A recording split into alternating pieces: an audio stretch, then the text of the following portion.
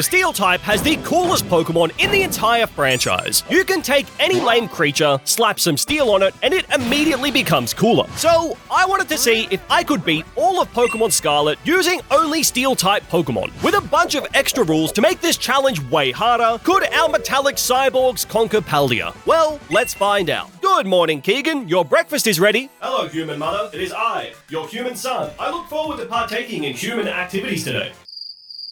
Director Clavel then burst through the door before letting us choose our starter. Calculating metallic properties.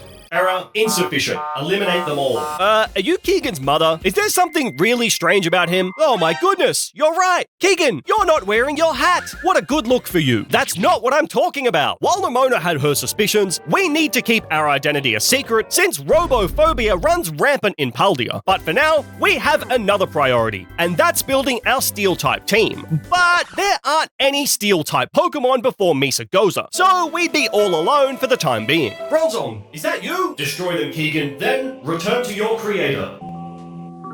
Affirmative. Director, there's something up with Keegan. I'm sure of it. Oh my god, you're right.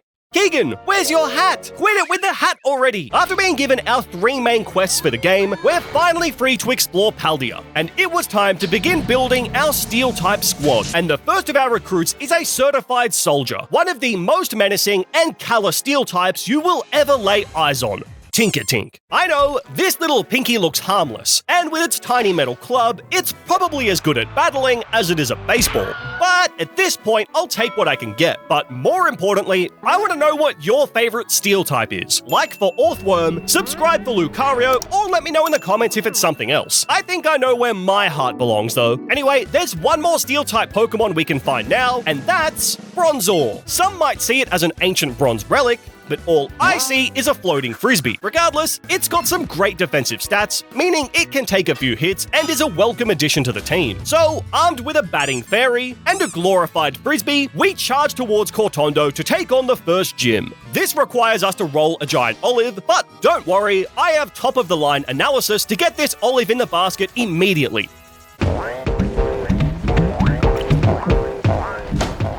Now we're clear to take on the first gym leader, but I was worried. We may have the type advantage, but we're at a numbers disadvantage, and neither our toddler or frisbee are packing much firepower. However, we have to find a way to win if we wanted any chance of beating this challenge. Katie leads with her Locust as we throw our frisbee into battle. Her Struggle Bug isn't doing much, so I land a Confuse Ray, and this pays off immediately as Nimble hits itself and Bronzor lands a payback for small damage. After Nimble breaks through confusion, we trade blows back and forth before a third payback brings it back to a 2v2. Katie's Tarantula is usually useless garbage, but here it can hit Assurance for huge super effective damage, crippling our Bronzor, who then falls on the following turn. Batter up! We were down to only our Tinkertink. Surely this one little fairy couldn't clutch the 2v1, right? Well, yeah, we lost. While our tiny Tink can easily handle Tarantula, Katie's Teddiursa is a menace. Its Fury Cutters do huge damage, doubling each turn. Tinkertink just can't keep up, and before long, Teddiursa had decimated our final Pokemon. We had lost. Steel types are supposed to be strong, but we couldn't even beat some weak bugs that we resist. This was starting to look very bleak. I needed to power up our team, but what can we do? Well, Paldea has a variety of TMs just lying around, and with our supercomputer brain, we calculated a solution. By traveling all this way to Alphanata Cavern, we can find this lifesaver of a TM, Rock Tomb. Isn't that amazing, Shiny Hariyama? Wait, no, Hariyama, stay back!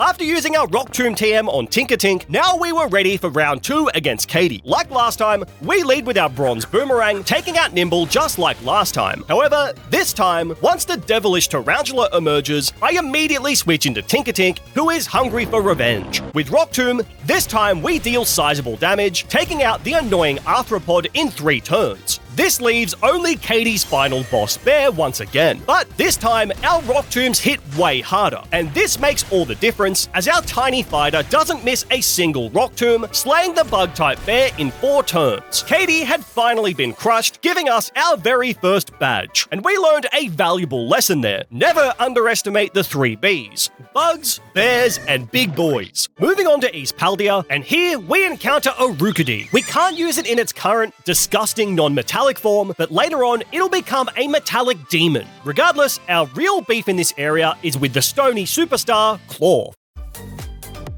This giant titan could be a real pain for our steel types, if not for the fact that he's an idiot. While Rock Smash would hit our steel types hard, the crab chooses Vice Grips for not a lot. So, Tinkertink's metal claws quickly diced Claw into a crab cake, besting our first titan. Here, Keegan, enjoy this tasty sandwich. Oh god, if I don't eat this sandwich, Arvin will suspect something. Quick, Koraidon, eat it! Having avoided Arvin's suspicions, we bolted straight to the town of Artisan. While most of the city is dedicated to questionable art, the outskirts of Artisan is where the real beauty is, because here we can find Magnemite, Pokemon's first steel type with an amazing special attack stat for this early on. It's too overleveled to take part in the next gym, but that doesn't even matter, because next is Brassius's grass types. And seriously, do you think these two derps care one little bit about some pathetic grass? Of course not. Despite Brassius's best efforts, our steel is far too tough for his assortment of plants. Our duo wiped the floor with this man in an embarrassingly one-sided takedown. Now Brassius has some serious steel-type PTSD, and we have our second gym badge. And our momentum doesn't slow down, as next is this oversized chicken, the Flying Titan Bombardier. In the past, this Pokemon has been a nightmare to deal with, but this time, we have a deadly weapon on our side, the hardest of hard counters, this humble magnetic Cyclops. Wing attack does nothing to our debuting Magnemite. After hitting Bombardier with Thunder Wave, its speed is halved, powering up our Electro Ball, which does massive damage to the Titan. After slamming some Electro Balls against this Titan's jaw, we shot that bird out of the sky, frying its carcass into a cooked chicken. My Mavistiff is really unwell. Must pretend to be human. Have you tried changing its batteries? What are you talking about? Oh no, I have urgent, regular human matters to attend to. We're friends, right, Keegan? Let me check my databases. Error. After another hard reboot, it was time for our first Team Star battle as we approached their base. Oh god, you're that filthy robot, aren't you? Wait, what did you call me? Our squad knows there's a robot in Paldea, sent to destroy our leaders and take our jobs, so it's our duty to crush you. Team Star isn't messing around, but neither are we, because with the new level cap, we can find ourselves Riolu. This annoying Aura Runt did not want to stay in the ball though. While it eventually relented, we taught Riolu a lesson by viciously dousing it in soap, forcing it to evolve out of sheer frustration into the awesome steel fighter Lucario. This guy is so cool. I mean, everyone loves Lucario, except for Giacomo. After bursting through his base door, it was time to teach Team Star a lesson. While Giacomo tries to win us over by leading with a based steel type, our cyborg protagonist has no heart to be swayed. As a surprise to no one, our Lucario was fully charged, crushing Pawniard into the dirt. And after a single workup, two deadly Aura Spheres total that dark car into a pile of scrap metal. Well, fine. You damn cyborg, just take my badge. Sorry, Giacomo. That's not going to be enough. Initiating Laser Eyes. Wait, what? Keegan, have you always looked like that? Affirmative. I think it really suits me. Do you like my hairstyle? Feeling fashionable, we headed to the fashion capital of Paldea, Levincia, which is also the capital of the anti-robo movement. Okay, I really do not feel safe here. Halt, you pseudo-human scum! I'm gonna take you out right here, right now. There's no way you're getting past me. Best 2 out of 3? With Nemona crushed, now we can move on to, oh my god, an adorable little Cufin! I can't wait to add you to the... Oh, on second thought, this one looks better. So we caught the cute metal mammal, although it won't be cute for long. Oh my god, those poor Magnemite are trapped in Iono's hair. Don't worry, little guys. I'll be sure to free you. But first, the gym challenge requires us to find Director Clavel. Don't worry though, with my high-tech perception abilities, this should be a cakewalk. Is he here? Must have messed up my calculations. Is he here? You know what? I'm bored. Just come and fight me already. Iono's the first gym leader of this run who doesn't immediately crumble against some Steel Titans. Her team is incredibly strong, so it won't be easy to conquer this creator. Thankfully, we have one team upgrade up our sleeve. With the current level cap, our tiny team mascot can finally evolve into its more menacing form, Tinkertuff. Its new hairdo is adorable. The giant hammer, however, now that's threatening. So with our new and improved team, it was time to tackle Iono. The opening is a duel between between two cuties. Thankfully, unlike an Edison experiment, our Cufant easily survives a spark before crushing that electrified pigeon with Rock Tomb. This summons Iono's chunky belly bolt. A bulldoze only does about a third to the frog, activating its ability in the process. With its supercharged shock therapy, this time our elephant gets the Edison treatment. But now it was time to unleash our deadliest, most secret strategy. Lucario, go brrrr. After using Calm Mind, our Anubis android cleans house, crushing both Iono's belly bolt and Luxio. This leaves only the biggest pest in the West, Miss Magius. Its Hex doesn't do a lot, and since Iono graciously gave up her fighting type immunity, Aura Sphere can land for over half. This was looking smooth until we're hit by Confuse Ray. But we only have a 1 in 3 chance of hitting ourselves, and yep, of course. Great. Now we had to rely on our magnet mate, Magnemite. What an idiot. That's a hair tie, not a Pokemon, silly. Our magnet is also hit by Confuse Ray, but I mean, come on. Does this look like something even capable of confusion? Naturally, our metal variant of Unknown breaks through confusion, landing a Screech, before Miss Magius fatally sends it to the chop shop. It was all down to a 1v1 between our two ace Pokemon. Continuing her prayer session to RNGesus, Iono again uses Confuse Ray, and this will decide the fight. We just need to land our attack, and we do! Rock Smash hits for huge damage, and on the next turn, we break through the confusion with one final blow finishing the fight. That's our third badge, and look, the Magnemite are free! You're welcome, little guys. Hello, Keegan. I'm Geeta, the top champion of Paldea. How strange. You're the champion, but my scanner says your power level is the same as Bruno, and he's a total loser. Well, that can't be right. Right, tossing aside the small fry, next is easily our hardest battle, and it's not even close. Mela, the Fire-type Team Star Boss who could easily melt down our Steel types into a metallic goo. None of our Steel soldiers resist fire, meaning we are in danger. This was going to be an insane hurdle, and if we lose, our deadly secret could be revealed. And that's just not gonna work, so failure is not an option. So after picking up a few key items, we upgraded our Steel team before stepping up to face Mela. Her Torkoal lead instantly turns up the heat by setting up the sun. My team is about as allergic to the sun as a pasty British boy, so we need that gone. You can call our Bronzor here Monty Burns, because he's blocking out the sun using Rain Dance, which lasts even longer thanks to our damp rock. This nerfs Torkoal's Flame Wheel significantly. I bring in Cufant to try and slay the tortoise with bulldozers, but these don't do enough, as Torkoal still manages to claim its first victim. Next in is Magna. Our Steel Cyclops retaliates with Electro Ball, as 2 of these pick up the KO. This leaves only Mela's incredibly scary giant car. But we've got the Rain Up as well as 4 Pokemon in the back, so this should be a cakewalk, right? Nope. Mela destroyed the rest of my team in no time at all. Despite our best efforts, we couldn't even bring Revavroom below half health. It was an annihilation. We had failed. And what else could we even do? With such little options and so much to overcome, it felt hopeless. But that's when it hit me. We do have an option. Remember those Magnemite we saved earlier? Well, by peacefully connecting them with our existing Magnemite, our level 30 Lonesome Magnet evolves into Magneton. It is an improvement, but we can do better. By grabbing a Thunderstone from Levincia, our terrific threesome becomes an almighty sock-stuffing onesome Magnezone. I really liked having friends for those few precious minutes. Now we've got a monster of a special attacker in our arsenal. We may have been embarrassed by Mela last time, but now that the rain was falling, it was time for revenge. Since it's already raining, this time I lead with Magnezone, who annihilates Torkoal with a single Volt Switch. Strangely, we don't get forced out as Revavroom hits the field and the rain stops. Regardless, we tank an overheat really well before Volt Switching for decent damage. Apparently, it's still raining somehow. I don't really get it, but I'm not going to complain. With Tinkertuff spamming the baby doll eyes button, we neuter the car's attack to -6. In turn, this allows Lucario to survive long enough to hit the Starmobile with an onslaught of metal sounds, lowering its special defense into the dirt. From here, one Water Pulse is all we need to wipe out the demonic car, giving us an incredibly satisfying win over our toughest opponent yet. Hey, did Giacomo mention that Team Star was searching for anybody? What? No! Ah, okay, that's good. Well, he did mention that there was some kind of filthy, evil robot who's stealing batteries out of TV remotes and consuming them for energy. We've had to eliminate 2 threats so far, and that takes a toll on anybody, even a cyborg. I just wish we had something to lift our spirits.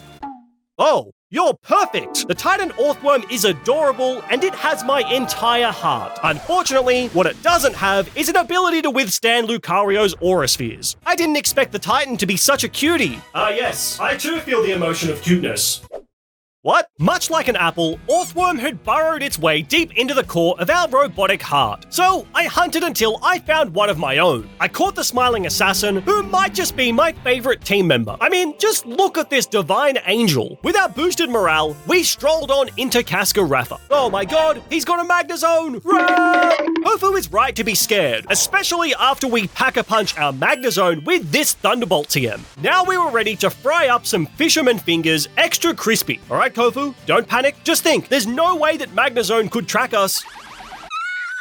Kofu could no longer run from us, and he knew what was coming. Our tag team of a Thunder God and our Wormy Angel are all we needed to run through Paldea's SeaWorld, with a Thunderbolt zapping his Ace Crabominable no problem. That's 4 gym badges down. We had some incredible momentum on our side, and that would only continue as the next team star leader is Atticus, who uses poison types, and we're about to teach him a valuable lesson on type coverage.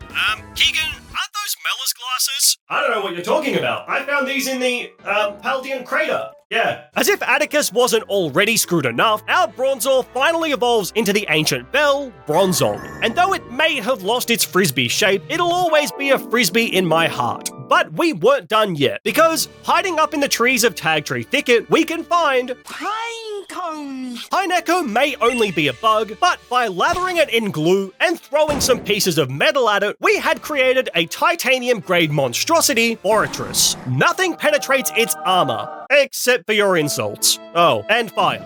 With this deadly-looking steel roster, it was time to end Atticus's career. His lead Skuntank literally can't do anything to Boratris, so Atticus has to just sit there and watch Boratris dab on him while setting up a deadly arrangement of entry hazards before squashing the skunk at 0 cost. Atticus does get some insane luck, as 2 critical hits allow his Revavroom to finish Boratris. But not even divine intervention from RNGesus himself can save you. Unleash the worm. After our goofy worm literally eats Atticus's attack, a bulldoze rips up that hunk of junk. His muck is also powerless before the almighty worm, crumbling beneath its heavenly presence. Atticus does have a big, powerful car, but we have a bigger, powerfuler bell. With extrasensory dealing enormous damage, we quickly mind crush Atticus for the KO. Thine Keegan, your battling prowess is of the highest order. You thus must be a truly great human being. Yes, you're right. Thank you, Atticus. Hey, isn't that the repulsive robot sent to harvest mankind of its energy? That battle really annoyed me. Why does a loser like Atticus get a cool car to cruise around in while I'm stuck using my legs like some kind of poverty bot? And then it hit me.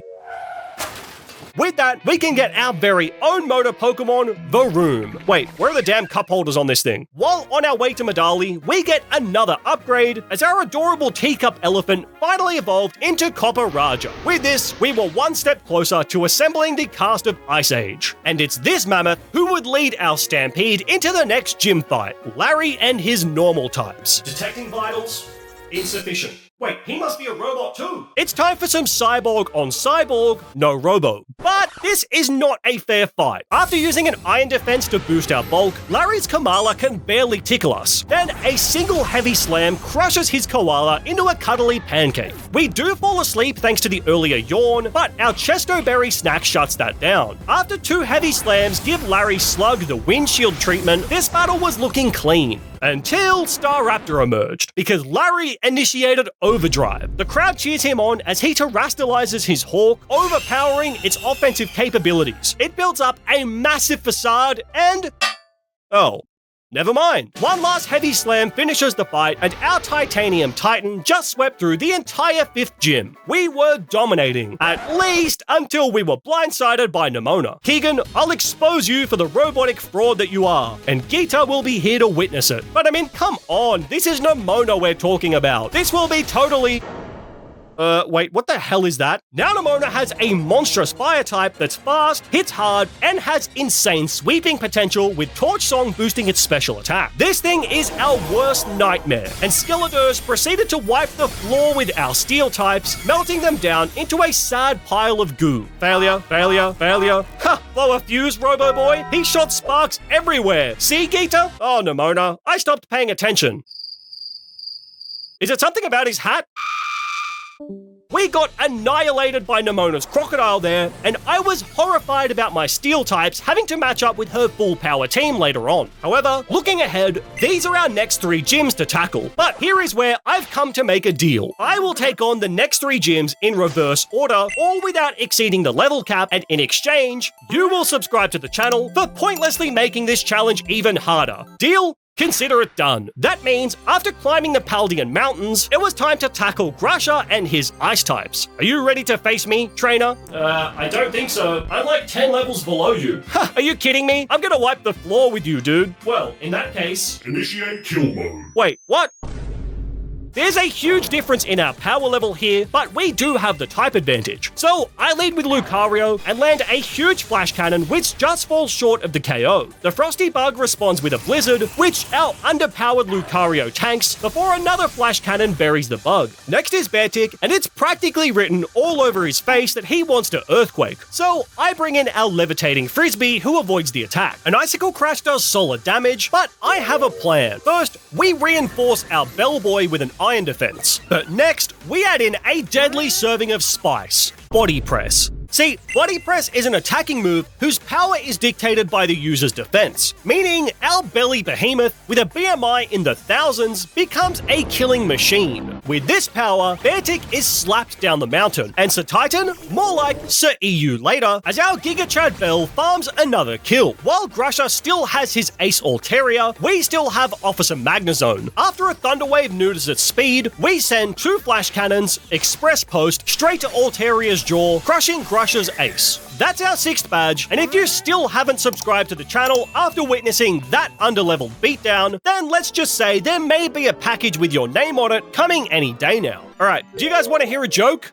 Tulip. Her team is powerful and brilliant, but I like this. Seriously, with some speed EVs, Sword Stance to buff our offense, and a Salach Berry to boost our speed, our new Pawniard can single-handedly show that Tulip isn't just a clown, she's the whole damn circus. Our humble pawn rips her entire team to pieces, one after another, yielding a very quick 7th badge. We had been dominating the competition, and oh, you want to know about the Nemona fight? Ah, don't worry about that. Yeah, nothing important happened. With our new and improved gym order, Rhyme and her ghost types are last on our hit list. This one is a difficult double battle, but I had a plan to swing things in our favor, because on Glaciado Mountain, we can hunt down a Klefki, a steel fairy with the prankster ability who could be a huge support in the upcoming fight. Except I lost my keys. Seriously, I spent ages hunting for this stupid thing, but just couldn't find one. So I gave up on my dream of owning a set of keys. Can I get an F in the comments for my lost keys? While we don't have keys, we do have a hammer, and at level 38, our tiny Tinkertuff blossoms into this Bonkinator Tinkerton. Just look at that humongous steel hammer. So with our upgraded team, we charged up to Rhyme in search of our final badge. On turn 1, Rhyme only manages some chip damage onto Tinkerton, but we respond by whipping out the giant hammer and bonking the daylights out of Mimikyu. Our Mold Breaker ability renders Mimikyu's disguise useless, giving us the early lead as Fortress lays down some stealth rocks. Having witnessed Mimikyu be turned into a ghost-flavored pancake, the crowd goes wild. On the next turn, after a shadow sneak from Burnett, Tinkerton steps up to the plate as a brutal swing just hits everyone. Poundstone disappears in an act of fear, probably because it didn't want to witness Burnett get crushed by Fortress's heavy slam. The bloodthirsty crowd continues going wild as Rhyme was down to her final 2 Pokémon. Her Terra Toxtricity looks scary, so Dr. Bonk prescribes a gigaton dosage of Bonk, wiping it out in one shot. Poundstone comes back, and but it's gone. With that, Rhyme had been destroyed by our steel soldiers. We had been dominating Paldea, if you just ignore Nimona and her cheating crocodile. We still had the toughest fights ahead of us, and so the question remained, could anyone stop us? The first challenger is the Titan Great Tusk, and this guy is a huge threat, basically designed specifically to annihilate my metal Mandroid with its enormous stats and fighting ground typing. Upon further analysis, we're gonna get destroyed by this ancient elephant, so I needed to build a counter of my own. Something deadly, dangerous, and fearless. Introducing a taxi from the Galar region. Seriously though, Corviknight is a monster. It's our key to beating Great Tusk, and I'll make this quick since the meter is running on my taxi. The prehistoric Donphan has nothing to handle our bulky bird, while we only need 2 drill pecks to slay the 4th Titan. Wow, I've never seen anything like that before. Yes, I imagine that it was really the robot all along. What, a robot? What are you talking about?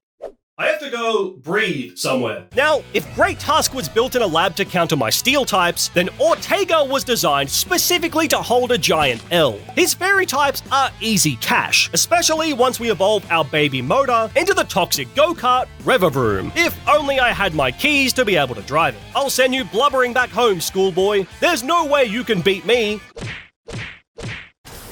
My god, you're a monster! Look at what you did to my poor Dash Bun! You don't have a heart at all! What are you, some kind of robot? Ugh, god damn it. After Officer Magnezone delivers some voltage straight to the brain of Dondozo and Tatsugiri, we had slayed the final Titan. Mabstiff, you're okay! I'm so happy! Arvin, I'm glad that you and your dog can now do hobbies together, like breathing. Listen, Keegan, something's been bugging me. Meet me at the lighthouse. Oh no, I'm gonna have to make Mabstiff an orphan now, aren't I? But before dealing with Arvin, we've got a huge hurdle to overcome, Eri. Her fighting types are ridiculously strong, fast, and hit our steel types for super effective damage. As things stand, we would undoubtedly get crushed by her powerhouse team. So, what do we do when we're losing in a video game? Get better? Ha! Of course not. We pay to win, baby. First, we abduct this little guy, Gimmighoul. It has an appetite for money like Seto Kaiba, so we traverse all over Paldea, swiping Mum's credit card in every watchtower we find. This gives us a fat stack of Gimmighoul coins, and once we max them out at 999, this lets our little gremlin cash out, evolving into the Golden God, Golden Go. With its steel ghost typing, making it immune to fighting, this was our key to crushing Eri. Alright, Challenger, you've taken out my 4 best friends, and now it's time to... Wait, is that Atticus's tights? And Ortega's helmet? Negative? I'm gonna kill you! The enraged Eri leads with Toxicroak. She tries to sucker punch, but we can get around this with Substitute, helping to stall out all its PP. After that, 3 Dazzling Gleams score the KO, but this brings out Eri's Lucario. Our Substitute falls, so I send in the Bonktologist. While Rock Smash doesn't do a whole lot, it does lower Lucario's defense, and this is vital as it means we can knock it out with just 1 play rough. Next in is Annihilate, and he looks kinda mad. Yep, definitely mad. After a fatal miscalculation, Annihilate also annihilates our elephant with a single close combat. Our team was starting to implode, as a Rage Fist almost wipes out the Golden God. Thankfully though, we finally put the monkey back in its cage, as a Dazzling Gleam puts it down, but this was looking rough. Against Passimian, my best option is to trade blows using Revavroom. While our Iron Heads do decent damage, Eri's close combat does a lot more, raising our death count to 3. What is it with these damn monkeys? Thankfully, our Corviknight can get the KO with Seal Wing, but not before taking big damage from close combat. Last is Eri's ridiculously strong car, and we were left with only our 2 battered teammates and a goofy worm. This was looking bleak. With limited options, my first idea was to bulk up with Corviknight before firing off a Brave Bird, which does enormous damage to the Starmobile, except we die to our own recoil in the process. And now is the moment you've all been waiting for. Worm time! Eri greedily sets up a shift gear, allowing Orthworm to use Shed Tail. This halves our HP, but summons the Golden God with a substitute already up. This gives us a tiny window to freely hit the Starmobile with a big Dazzling Gleam, and... we just fall short. Desperately, I switch back into Orthworm, who eats up the incoming high horsepower with its ability, before then going back into Golden Go on Combat Talk. I keep repeating this, but ultimately it's hopeless. So, I switch into Golden Go once again, ready to accept my fate as well as the Fat L, and... Eri misses a high horsepower. Thank you, Lord Bidoof. that is the opening that we desperately need, as one final dazzling gleam slaughters the Starmobile, defeating Eri against all odds. Alright, you were tough, Eri, and I respect that. However, You're a gross robot sent to destroy orphanages, aren't you, Keegan? okay, that one doesn't even make sense. I'm sick of this. How does everyone on Team Star know I'm a robot? Ha, you fool! Our boss hacked into you the same day they hacked your phone. I see. Thank you for your honesty, Eri. So, will you let me go at least? Our goals were clear. Eliminate the hacker big boss, probably eliminate Arven, and then tackle the hardest trainers in the region. But to do that, we needed help, and that comes by evolving our pawn into the Knight Bishop, a Pokemon already cool enough with its slasher arms, but Game Freak decided to take things a step further and make it a monster, because by going all Itachi Uchiha and committing treason against its own kind, in front of the children no less, our Bishop reaches maximum power, evolving into King Gambit, an absolute behemoth who even has his own built-in chair to sit on. So, with our army of paranoid androids assembled, we faced up to Cassiopeia, the boss of Team Star. You may be stronger than me, Keegan, but I hold all the power. I've hacked into your databases and removed your existing loyalty settings. So join me now, or I'll reveal to everyone that you're a filthy robot. Silly Penny. Dead people can't spill secrets. Anything else, Penny? Oh god, wait, I can help you. Just let me reprogram you a little. With Penny and Team Star taken care of, next on our hit list is Arven. Keegan, I need to tell you something, but you're not gonna like it. Oh, Arven, I'm sorry it's come to this. I think my mum is a robot. Oh, your mum is a robot. Yeah, that's exactly what I figured this was about. Please, help me confront her in Area Zero. Sure, I will definitely help you get rid of the only robot in Paldea.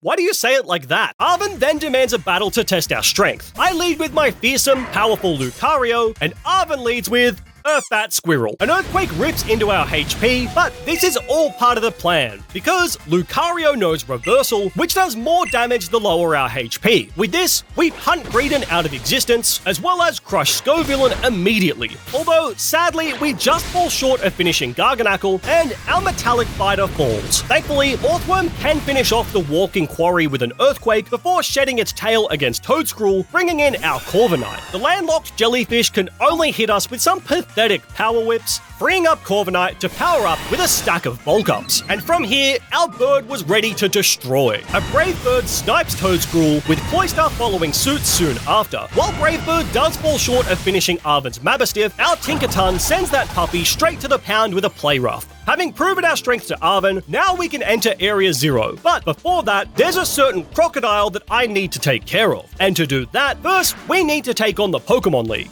So, Keegan, who was your hardest gym fight? I think it was Katie. The first gym? The bug lady? Affirmative. Rika may be the first Elite Four member, but her ground types are bad news for my Steel soldiers. I needed a plan, and it starts with Revavroom, who looks so ready to die to an Earth Power. But this is all bait, as it lets me bring in Tinkerton, who dodges the incoming ground move thanks to its air balloon. And this is key, because we follow up with Encore, forcing Wishcash to repeat its useless attack. This frees us to chip away with Play Rough, before Bronzong finishes Wishcash off with Grass Knot. Rika responds with a very hot Camel. Camerup's Fire Blasts could incinerate our team. Luckily, it tries to yawn on turn 1, allowing our levitating Bellboy to set up a rain dance. After also throwing down Stealth Rocks, I have Lucario come in, and despite the rain, we still take enormous damage from Fire Blast, and Rika gets the burn. Wow! Regardless, a rain-boosted Water Pulse washes up Camerupt. Somehow, Donphan just survives a Water Pulse before slaughtering our Lucario.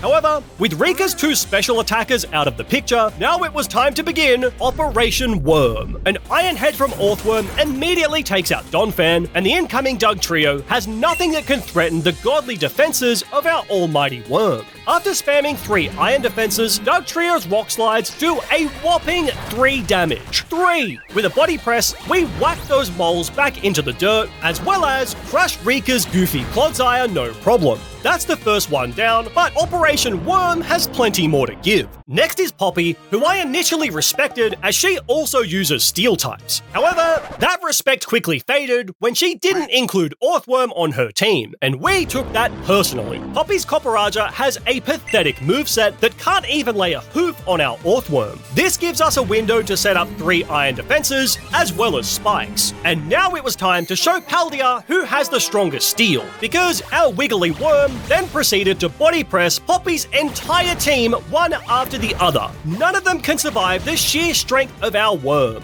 Even her pathetic copycat Tinkerton can't take a single hit as we smashed her team into rubble. 2 down.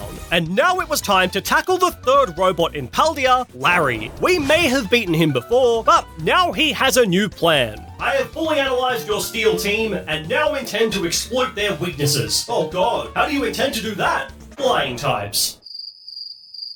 You're an idiot, Larry. What do you run on anyway? Windows 98? No, Windows 95. And it shows, because after Lucario ran rampant, ice punching half of his beloved birds out of the sky, Larry just crashed. So we claim a forfeit win, moving on to the final Elite Four member, Hassel. His dragons are tough, and by no means is this battle easy. But for our steel types, by no means is it hard either. Ice Punch one-shots his Noivern lead, King Gambit wears down Dragalge, as well as Flapple. Magnezone flashed Haxorus, and our Tinkerton bonked Baxcalibur into oblivion. With that, we had crushed the Elite Four, so now it's time to take on Paldea's top champion. Alright Keegan, prepare to face my deadly team, consisting of great threats, like an iceberg and a goat.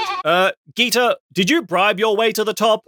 Maybe. Regardless, Geeta's diverse team can be tricky, so we couldn't take this lightly. This is evident with her Espathra lead, who harshly lowers our special defense with Lumina Crash. I have Corviknight bulk up, but totally forgot about Espathra's Opportunist ability, meaning it also gets the stat boost. Now Lumina Crash really hurts, so we change course by U-turning into our Golden God. Our resident cheese string mascot has a much better matchup, as a Shadow Ball is all we need for the KO. Geeta reaches into her freezer and pulls out the iceberg, so I switch into our flying Galarian taxi, allowing us to avoid the incoming earthquake. After setting up 2 bulk ups, our bird sees blood in the water, ready to destroy this ice cube with body press, and well, that's just sad. Thankfully, our metal cheese man bails us out once again, crushing Avalugg with a power gem.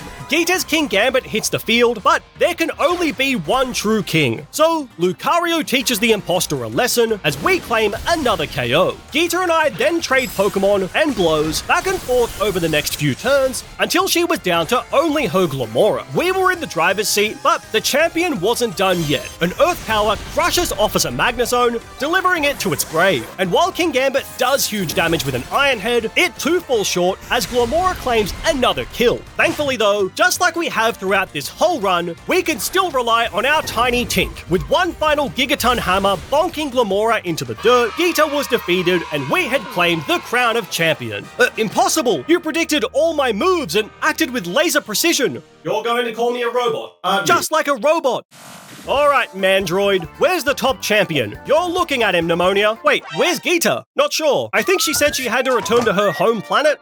That's it. You versus me. Champion versus champion, and the loser disappears for good. And this suits me perfectly. We can finally remove our nemesis, who threatened to expose us to the world, and get our revenge on that deadly fire-type ace. It was time to initiate kill mode. To start, I have our blessed angel, Earthworm, lead the charge. Lycanroc can't do anything to us, so after setting up an iron defense, one single body press takes out the rocky pup. Nemona's Pawmot does put up more of a fight, but it too falls at the hands of our metallic messiah. We were dominating, and next in is... oh god, the immovable object meets the unstoppable force, a battle of gods. But thankfully my worm is bigger, as we tank body presses comfortably, while ours dish out much more damage, winning the worm war within 3 turns. Did Dunsparce? Forget about it. Earthworm is unstoppable, or at least it was, until Goodra hits the field and finally ends Earthworm's run. But what a hero. Can I please get some hearts in the comments for our goofy god Earthworm? We were ahead, but things were about to get real. because after Copperaja gets the trade on Gudra, it was time to face our old foe, the Crocodile. Terastallized Skeledirge is an absolutely terrifying threat to our Steel squad, with Torch Song melting Copperaja and boosting its special attack. With two slow and flammable teammates in the back, we first send in Revavroom. Thankfully, it lands a gunk shot which also poisons the Crocodile. Once our car is sent to the scrap heap, now it's time for Officer Magnezone. And he's got an important delivery, sending 10,000 volts straight to the brain of that deadly Crocodile as Thunderbolt finally finishes off Nemona's ace once and for all. Sorry, Nemona, I hate to do it to you. Initiating Hyper Beam. We'd eliminated any potential threats and become the champion, meaning only one objective remained, diving into Area 0. Keegan, have your eyes always been that color? Yes, of course, Arvin. Sorry, buddy. Must have slipped my imagination. I tried calling the student council girl and that hacker transfer student, but nobody's responding. Oh well, guess it'll just be the two of us. And so, Arvin and I headed into the depths of the Paldea crater, where we confront Professor Sada. Mother, I've come to talk with you. Shut up, Arvin. Keegan, you finally returned to me, my best creation. Mum, I'm standing right here. Shut up, Arvin. Explain yourself, Sada. I built you with the sole purpose of crushing the strongest trainers in Paldea. Now there is no one left to stop me. Keegan, I am your creator. Now return to my side. Wait, does that mean that we're brothers? Shut up, Arvin. We will rule with an army of androids built with the metal that I harvest from the bodies of Steel Pokémon. You harvest Pokémon? Even Orthworm? Especially Orthworm. I'll kill you! We have to stop Sada, but this wouldn't be easy. She has a stacked team of incredibly powerful Pokémon. Regardless, to save the lives of Orthworm everywhere, we have to win. Sada's Slitherwing lead is a scary fighting type, but we can counter it perfectly with our Corviknight. After dodging a Zen Headbutt on turn 1, the Galar Taxi sets up a massively helpful Tailwind, doubling our speed for a few turns. This means we now outspeed, crushing the prehistoric bug with Brave Bird. Next is Fluttermane, a literal run-ender with its enormous power and flamethrower to melt us down. However, Tailwind lets us strike first, with an Iron Head from Corviknight taking it out no problem. Next in is Sandy Shocks, and since birds don't mix well with electricity, our taxi hits a quick U-turn, bringing in the levitating Frisbee, Bronzong. Two discharges from the grounded magnet do decent damage, while also leaving us paralyzed. However, Ice Spinner still connects for huge damage. I have to take the risk here, but our Bellboy clutches up, just surviving in the red, as one more Ice Spinner gets the knockout. Against Brute Bonnet, I bring Corviknight back in for free on a Sucker Punch before setting up another Tailwind. On the next turn, a Brave Bird unfortunately misses out on the kill. Regardless, now we can bring in King Gambit and stall out the final Sucker Punch by setting up a decoy substitute. After our King boosts its power even more with Swords Dance, a single Iron Head banishes the sussy Mushroom Imposter. The incoming Screamtail should be a nightmare, as its Drain Punch makes it really hard to kill. However, our substitute soaks this up with another Iron Head from our King, making yet another of Sada's Pokemon bow down. This leaves only her ace, Roaring Moon, a hyper-powered dragon with an attack boost and a desire for bloodshed. We've got no easy switch-ins, so I keep our Samurai King in, and it survives on 11 HP. Long live the king! Roaring Moon somehow survives a boosted Iron Head, but it's barely hanging on. Wanting to keep my perfect deathless record in this fight alive, I switch into our guardian angel, Orthworm, who devours the incoming Stone Edge. After Orthworm hilariously eats up an Earthquake, one final Iron Head from our worm crushes Sada's final Pokemon, giving us the win. Sada was defeated and sent to Hell, where she was punished for all eternity, and we had beaten all of Pokémon Scarlet using only Steel-type Pokémon. Jump into this video next for more Pokémon content. Like the video for more Orthworm content, and remember to subscribe if you don't want to visit from Officer Magnezone. Take care, and I'll see you in the next video.